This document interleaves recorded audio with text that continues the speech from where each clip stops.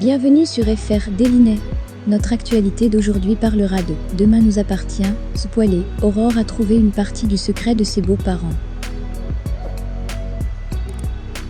Brigitte cherche les anxiolytiques que lui a prescrit William. Ce n'est pas dans ses habitudes de prendre des médicaments mais là, elle n'en peut plus de ses crises de tachycardie. Bénédicte trouve le comportement de ses parents étrange, entre sa mère qui prend des médicaments et son père qui a mis ses petits-enfants dehors. C'est sûr, il y a quelque chose qui cloche. Il n'arrive pas à l'expliquer, mais cela lui rappelle des souvenirs. William a une sensation bizarre, quand il manipule les cartes sans savoir pourquoi, et met cela sur le compte de la nostalgie. Avant d'être confrontée à Patrick, Magali répond à quelques questions de Martin et Aurore. Magali était seule chez elle mardi, et personne ne peut en témoigner. De plus, les cartes du jeu de cette famille ne lui disent rien. Cela étonne les policiers, car elle a pris soin de les prendre en vidéo à 3 reprises. Difficile de croire qu'il s'agit d'une coïncidence. Virginie, avocate de Magali, intervient, soit la confrontation a lieu, soit elles s'en vont. Durant cette confrontation, Patrick explique que Magali l'a contacté, il y a 2 ans pour un film, enfin s'il peut appeler cela un film. De son côté, Magali parle de Patrick comme étant un gros tocard, et n'étant pas satisfaite de son travail, elle ne l'a pas payé. Enfin, ces deux-là ne se supportent pas, et Martin doit mettre fin à la dispute qui s'amorce. Tous les deux affirment qu'ils ne se sont pas vus depuis.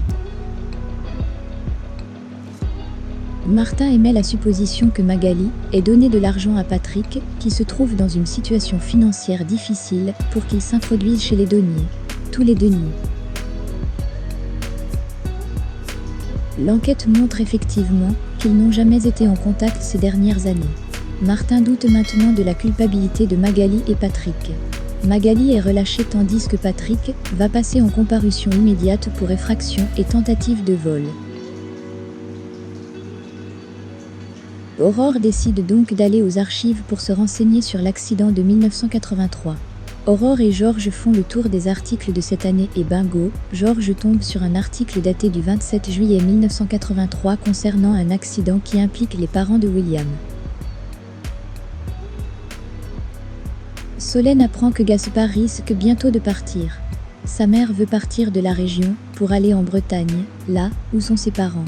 Effectivement, Juliette veut partir le plus loin possible, tout comme Océane et prévoit cela pour ce week-end. Gaspard n'est pas du même avis. Il veut rester pour Solène, qui a besoin de lui. Juliette reste résolue et maintient le départ dans 2 jours. Dorian fait la connaissance de Suleiman et Arthur qui sont avec Camille.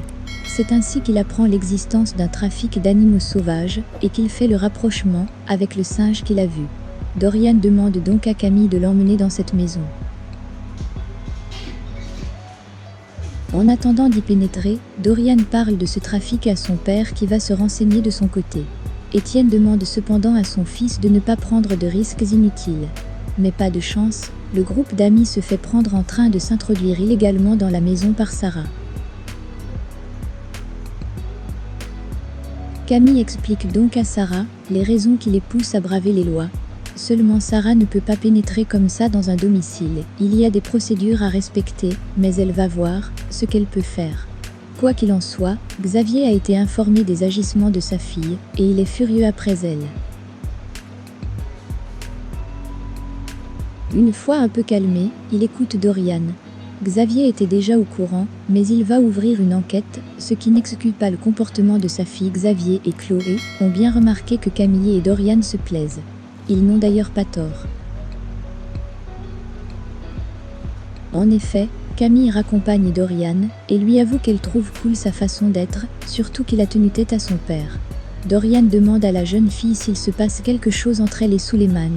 Il est rassuré d'apprendre que ce n'est qu'un pote pour elle. Puis, Camille embrasse Dorian sur la joue. Il y a de l'attirance dans l'air.